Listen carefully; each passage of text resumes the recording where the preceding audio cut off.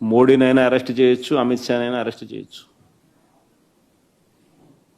No exemptions.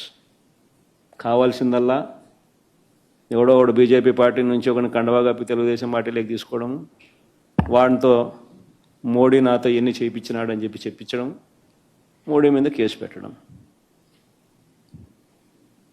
అంతే. మోడీ ఆపరేంటి ఇది, అంతే. ఎవడి మీదైనా కానీ ఇదే మోడీ ఆపరేంటి.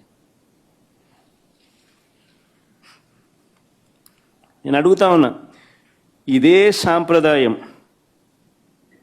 ఇది వైఎస్ఆర్ కాంగ్రెస్ పార్టీ అధ్యక్షుడి పైన అయినా సరే, మా పార్టీకి చెందిన గ్రామ స్థాయి నుంచి రాష్ట్ర స్థాయి వరకు ఉన్న నాయకులపైన అయినా సరే, చివరకు సోషల్ మీడియా కార్యకర్తల పైన అయినా కూడా ఇవే సేమ్ మోడస్ ఆపరండి.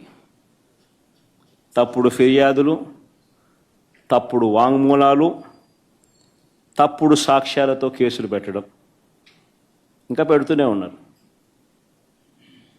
ఇదే సాంప్రదాయం నేను అడుగుతా ఉన్నా, ఇదే సాంప్రదాయం రేపు మా ప్రభుత్వం వచ్చిన తర్వాత దెబ్బలు తిన్న వీళ్ళు, దెబ్బ తగిలిన వీళ్ళు, దెబ్బలు తిన్న వీళ్ళు ప్రతిచర్యగా వీళ్ళు